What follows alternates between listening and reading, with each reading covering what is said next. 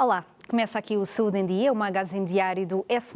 Hoje vamos abordar várias temáticas, vamos conhecer o projeto Luto em Rede, que já ajudou cerca de 60 pessoas a fazerem o luto após a morte de familiares mais próximos em Odivelas. Mas começamos este Saúde em Dia a falar de tuberculose e do Programa Nacional de Combate a esta doença. Eu em estúdio já tenho a doutora Raquel Duarte, pneumologista e coordenadora do Programa Nacional de Combate à Tuberculose. Doutora Raquel Duarte, muito obrigada por estar aqui no Saúde em Dia. Obrigada.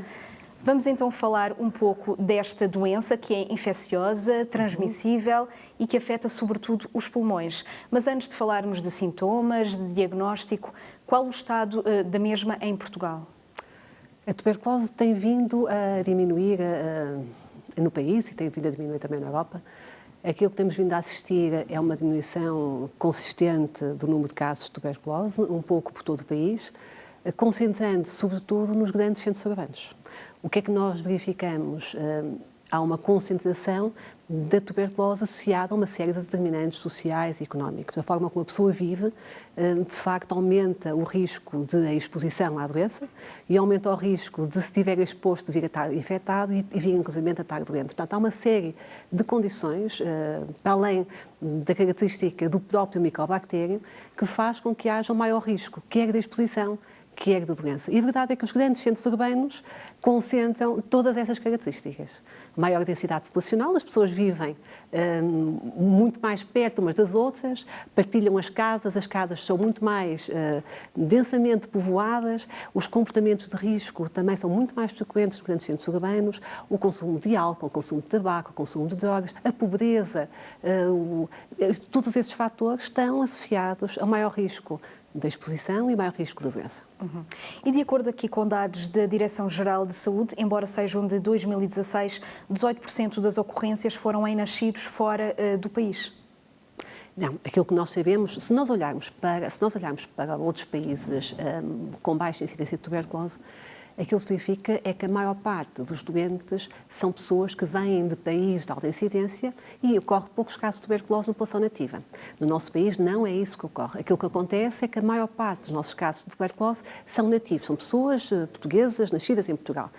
18% dos doentes com tuberculose são pessoas que vêm de outros países, particularmente países de alta incidência de tuberculose. Não nascidos cá em Portugal, exatamente, que vêm de outros países. De alta incidência. E nomeadamente de quais países? Repare, normalmente, quem é a nossa população migrante? A população migrante vem de países africanos, do Brasil, dos países de leste. Mas repare, o que é importante quando olha para esses números é perceber que a maior proporção, de facto, dos nossos doentes é nativa. São pessoas que nasceram cá e vivem cá. Portanto, aquilo que nós devemos olhar quando olhamos para os dados da tuberculose é perceber como é que isto tem evoluído ao longo do tempo. E aquilo que nós percebemos, de facto, é que nós estamos a conseguir reduzir a incidência ao longo do tempo e a redução dessa incidência tem sido mais eficaz, sobretudo na população nativa. Portanto, a proporção de doentes que são oriundas de outros países, a proporção tem vindo a aumentar, pequena ainda, repare, 18% é uma proporção pequena, tem vindo a aumentar porque, de facto, estamos a conseguir ser mais eficazes na redução da população que, de facto, nasce cá. Mas, de qualquer maneira, quando olhamos para o perfil da doença noutros países de baixa incidência, nós vemos exatamente o oposto.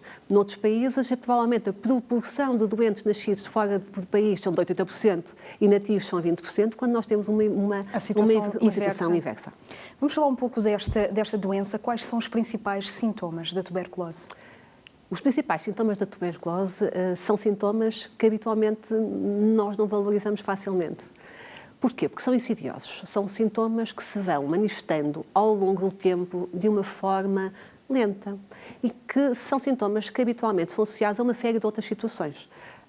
Andamos com tosse, andamos cansados, com alguma expectoração, andamos com alguns suores, andamos a perder algum peso. Andamos com alguma febrícula, mas é baixa, portanto, não é facilmente visível. Portanto, repare, são sintomas que são facilmente confundidos ou não valorizados. Doenças. Repare, se pensar bem, tosse. E arranjamos mil e uma desculpas para a tosse. andamos mais magros, mas provavelmente até se pretende emagrecer, andamos cansados, mas andamos a trabalhar muito. Portanto, o que é preciso é que, de facto, comecemos a valorizar as queixas que persistem no tempo. Isto é uma tosse que persiste para além das 2 semanas, um cansaço que persiste, um emagrecimento que não tem justificação, uns suores, particularmente os suores noturnos, devem ser valorizados e devem fazer com que a pessoa vá procurar o seu médico de família e vá fazer o seu estudo. Particularmente se tem uma história de exposição a alguém que teve tuberculose, deve fazer o rastreio.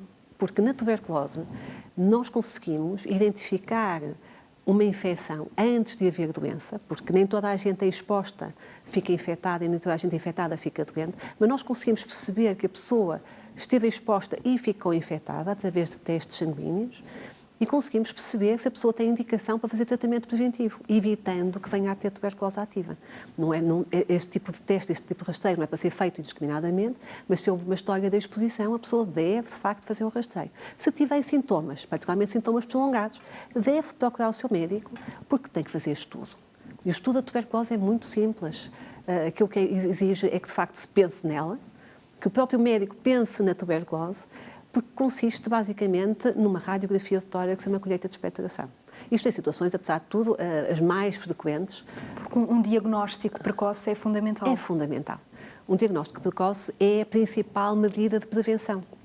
Porque quanto mais eu demorar a fazer o diagnóstico, e a demora para o diagnóstico tem 2 fases, que é a pessoa que tem as queixas e não procura ao médico, e depois a segunda fase, que procura ao médico e o médico não pensa em tuberculose, porque há cada vez menos casos de tuberculose e, portanto, não é o primeiro diagnóstico que vem como hipótese à cabeça do médico. E, portanto, não desencadeia toda a cascata diagnóstica.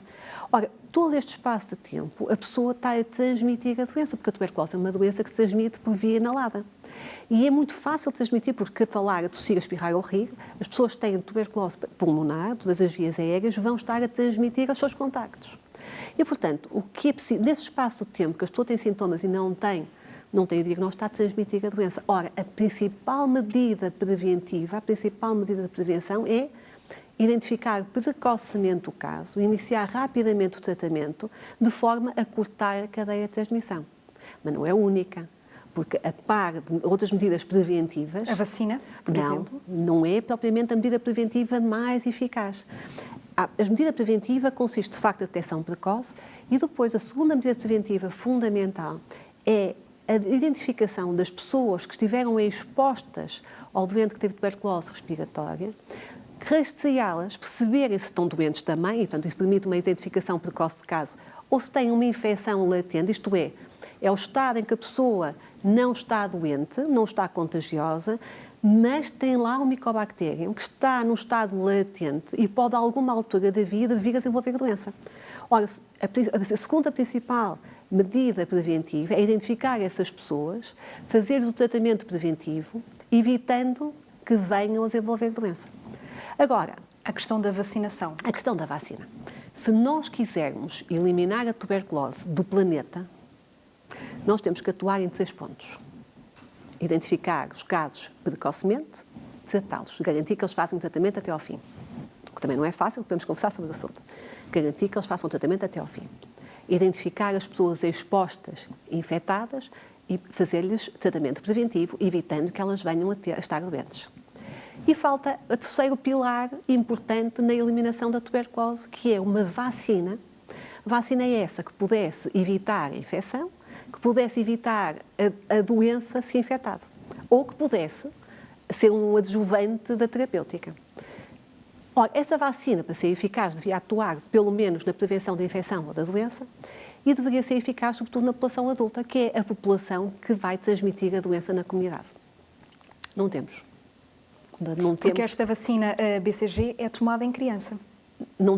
Essa vacina ideal, nós não a temos. A única coisa que nós temos é uma vacina, que é a vacina BCG, que tem uma série de limitações, mas é até à data a única que nesta altura tem algum efeito, algum benefício e daí que deva ser utilizada criteriosamente e sempre que há indicação para ela. Qual é a desvantagem?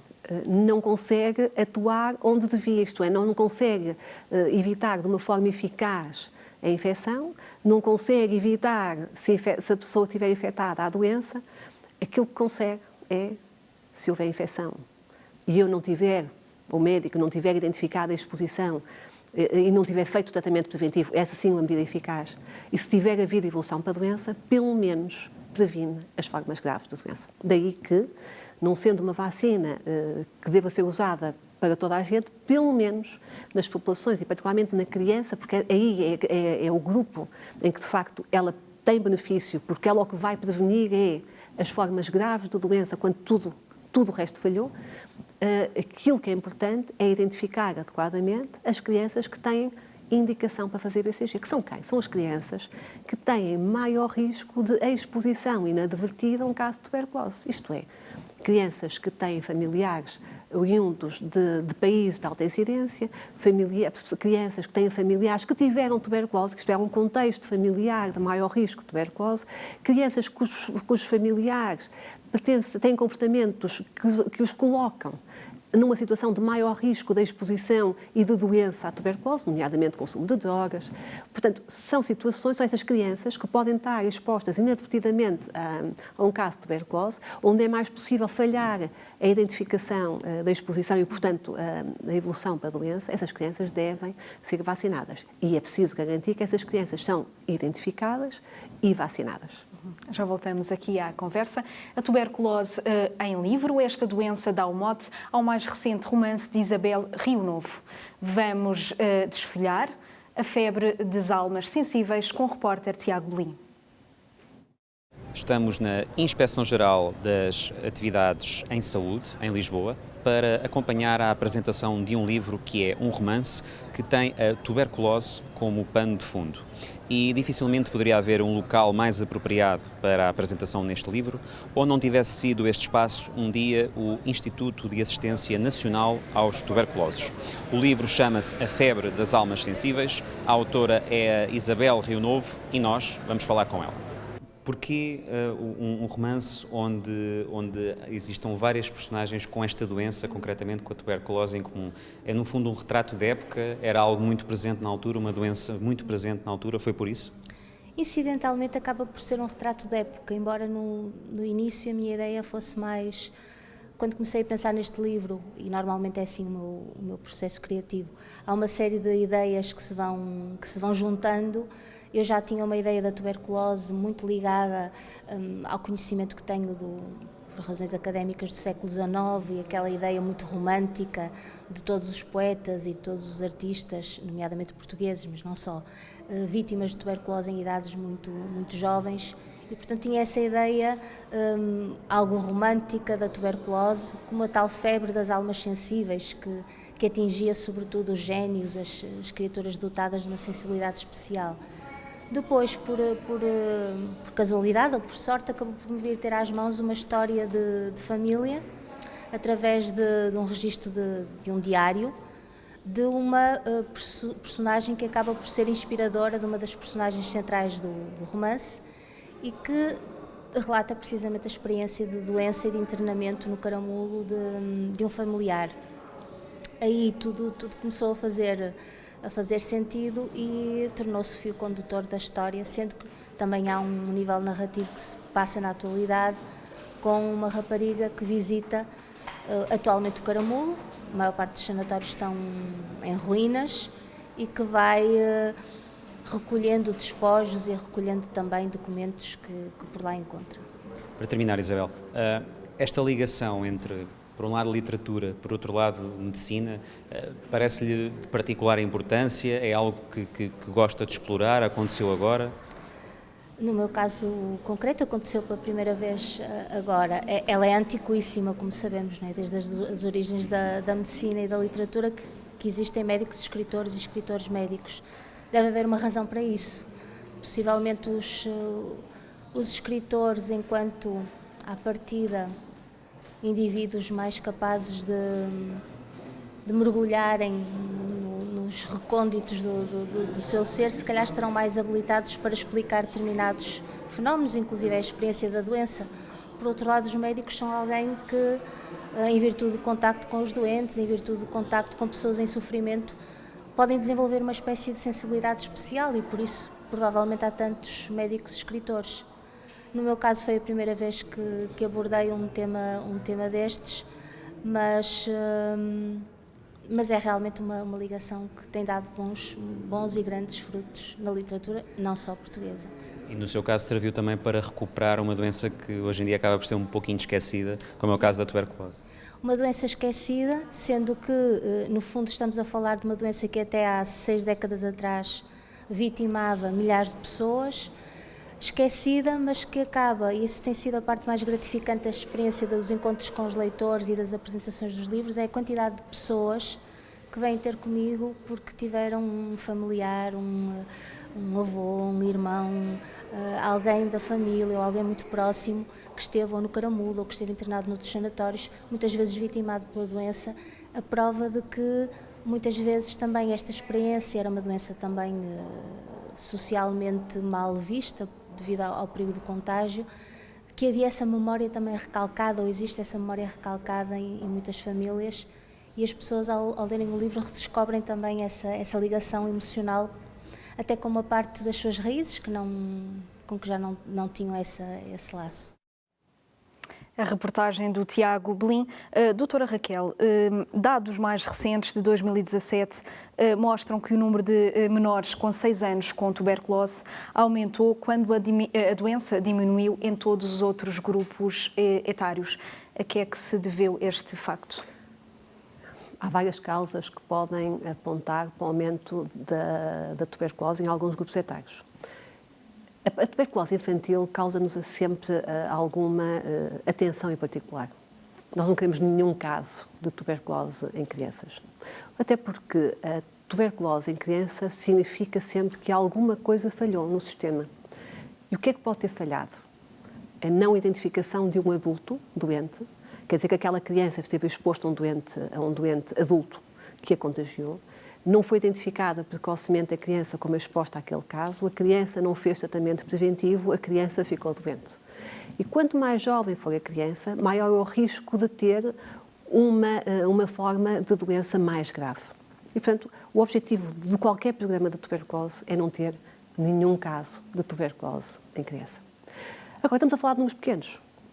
E, portanto, aquilo que nós verificamos é que, e porque a criança é particularmente vulnerável, e porque às vezes há adultos que têm contactos com várias crianças, portanto, é fácil, apesar de tudo, termos surtos e termos várias crianças doentes simultaneamente. Portanto, quando olhamos, foi aqui com uma alteração da vacinação. Portanto, quando olhamos para crianças doentes, nós podemos ter picos e temos pequenas variações de números e que simplesmente aquilo que nós temos é um aumento desses números, mas nós nunca devemos ficar satisfeitos. Portanto, o que é que, apesar de serem números pequenos, e quando olhamos para o total do doente, estamos a falar de números pequenos, devemos analisar quem são aqueles pequenos números, porque aqueles pequenos números são casos evitáveis. Então, o que é que nós temos? Há duas causas principais. O que é que poderá ter acontecido? Um atraso diagnóstico, e aquilo que nós verificamos, de facto, é à medida que a incidência da tuberculose baixa, à medida que a incidência da tuberculose baixa, a suspeita da doença diminui, quer na população, quer nos profissionais de saúde. E, portanto, há mais tempo até nós fazermos o diagnóstico, há mais tempo da exposição e há mais tempo que as populações vulneráveis, nomeadamente as crianças, têm maior risco de exposição, infecção e doença. E, simultaneamente, também tivemos uma alteração do programa de vacinação, isto é, até à data todas as crianças eram vacinadas para o BCG e começou-se a alterar a estratégia, com toda a razão de ser, porque a partir do momento em que nós temos uma incidência a reduzir, a partir do momento em que nós não temos casos de tuberculose graves nas crianças, a partir do momento em que nós conseguimos controlar o que temos a nível do país, não faz sentido nós estarmos a vacinar todas as crianças quando sabemos exatamente em que grupos é que aquela vacina é realmente eficaz. Uma vacinação seletiva, digamos assim. Exatamente. Aí isso é que faz sentido, porque não sendo uma vacina que tenha aquelas características que eu lhe disse há pouco, porque não as tem, ainda não temos uma vacina que tenha essas características, esta vacina tem a particularidade de prevenir as formas graves. E, portanto, quem é que nós devemos vacinar? As crianças têm maior risco de exposição. Portanto, o que é que nós temos que garantir? E aí é que é preciso estar atento. É preciso garantir que as crianças que são elegíveis para vacinação sejam de facto elegíveis, sejam identificadas e garantir que depois de identificadas façam realmente a vacinação com o BCG. E isso é, aliás, é uma preocupação que foi manifestada e é isso que nesta altura se está a insistir junto de todos os serviços que têm contacto com as mães e com as crianças, de forma a garantir que isso acontece. Porque é fundamental que a criança que é, de facto, já sabemos que é uma criança que deve ser vacinada, que o seja, efetivamente, em tempo útil. Mas mais importante que isso é garantir que, de facto, as crianças são elegíveis, são vacinadas, mas mais importante que isso é identificar precocemente o caso, identificar precocemente a exposição, porque uma criança com menos de 5 anos de idade é exposta a um doente com tuberculose, independentemente do tempo da exposição, tem de fazer o rastreio e deve fazer o tratamento preventivo ou elegível para tratamento preventivo, porque só isso é que vai conseguir evitar que ela fique doente de todo. E agora, doutora Raquel, falando do Programa Nacional de Combate à Tuberculose, que já está, portanto, instalado há vários anos, objetivos a quem se destina, indicadores que têm, portanto, registado ao longo dos anos? Aquilo que nós temos assistido ao longo dos anos é a uma diminuição da incidência da tuberculose confortável, mas não suficiente. Aliás, discutíamos há bocado a redução da tuberculose a nível da Europa e falávamos dos 4% de redução anual. Nós temos a conseguir, apesar de tudo, ter uma redução da incidência mais confortável, cerca de 5% ao ano. Mas, mesmo assim, se nós ambicionarmos eliminar a tuberculose até 2050, nós temos que claramente ter objetivos de redução da incidência mais ambiciosos. O que é preciso para reduzir mais eficazmente a incidência da tuberculose? Detectar mais precocemente, prevenir os casos infectados e, sobretudo, não nos esquecermos que é preciso garantir que a pessoa faça o tratamento até ao fim, garantir que as pessoas rastreadas, identificadas para tratamento preventivo, o façam de uma forma eficaz, particularmente as populações de risco, mas não nos esquecermos de envolver toda a ambiência, o local onde a pessoa vive, todos os determinantes sociais e económicos na abordagem da tuberculose, que é fundamental. Portanto, no fundo, ter uma abordagem cada vez mais centrada no indivíduo e até a identificação desses fatores é importante na abordagem da tuberculose. Mas se nós quisermos, de facto, diminuir mais eficazmente, temos que ter uma ação muito mais preventiva, temos que ir muito mais para a comunidade, ser muito mais interventivos e precisamos que a comunidade científica identifique uma vacina mais eficaz também para a tuberculose. Doutora Raquel Duarte, muito obrigada pelos esclarecimentos, pela sua passagem aqui no Saúde em Dia. Obrigada. E um investigador do Centro de Investigação em Biomedicina da Universidade do Algarve participou num estudo que pode ser determinante no campo da pneumonia. O repórter Tiago Belim entrevistou o investigador Vítor Fernandes, que explicou ao S+, a importância da descoberta. Vamos ver. Que descoberta é esta e como é que ela pode ajudar ao tratamento da pneumonia? Ora, esta descoberta foi o culminar de 3 anos de investigação no Reino Unido, no qual nós trabalhamos com o baço, foi a base de investigação, casos de septicémia. Existe uma primeira barreira de células que fazem o combate à infecção, entre as quais existe uma célula tipo que é denominada de macrófago metalofílico. Este macrófago metalofílico consegue fazer a chamada fagocitose e o que nós descobrimos foi que numa fase inicial da infecção ocorre então um pico de septicémia que é detectado pelos médicos. A bactéria desaparece do sangue, não é identificada e assume-se que sejam os próprios tratamentos com antibióticos que são prescritos pelos profissionais de saúde que aniquilam a bactéria. No entanto, esta bactéria, quando é capturada por este macrófago metalofílico, não a consegue destruir no seu interior. Nesta fase, o que acontece é a proliferação ativa da bactéria, não é? Consegue ali ganhar essa vantagem e depois, numa fase final, acaba por invadir novamente o sangue, proliferando de uma forma muito abrupta e letal. E é isso que acontece. E então, o que nós descobrimos foi esta célula, que é este macrófago metalofílico, que infelizmente não tem a capacidade de destruir a bactéria. E outra das coisas que descobrimos foi também que esta bactéria, Streptococcus pneumoniae, causadora da pneumonia e causadora de septicémia, em alguns casos. O que acontece é que era desconhecido também esta replicação intracelular. Esta fase que eu lhe disse, em que não é visível no sangue, foi também denominada de fase de eclipse, que é então este momento em que se pensaria que os antibióticos poderiam estar a ter efeito, mas que, no entanto, isso não acontece. Neste momento é possível perceber que alguns dos tratamentos que eram feitos até aqui não eram de todo eficazes porque não estavam a atacar, digamos assim, a bactéria no sítio correto. Corretamente.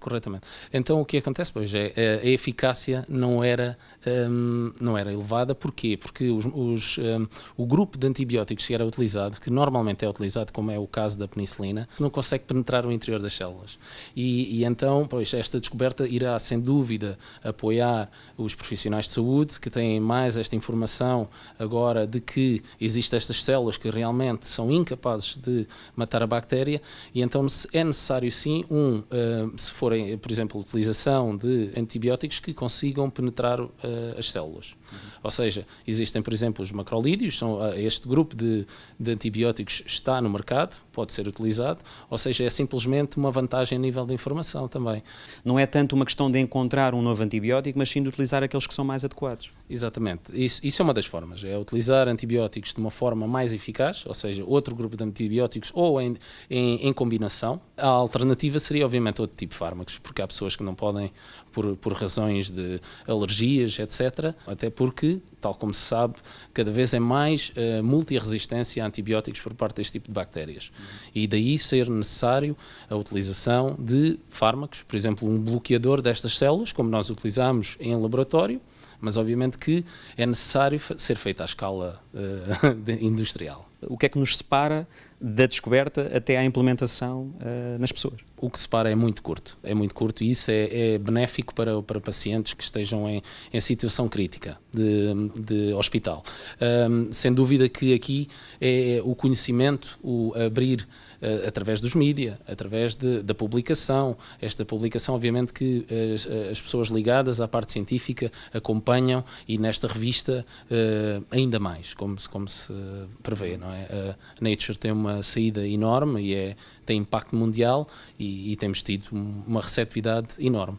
Dessa forma, acredito que seja benéfico e a curto prazo, que seja alcançado a nível social. Estamos então numa fase de disseminação desta informação que se espera, e espera também o investigador com quem falamos, que chegue rapidamente ao mercado e que chegue rapidamente aos médicos para que eles possam começar a aplicar esta nova descoberta na prescrição dos antibióticos e dos medicamentos aos pacientes com pneumonia. E é com as conclusões deste estudo da Universidade do Algarve que vamos para um pequeno intervalo e voltamos já de seguida.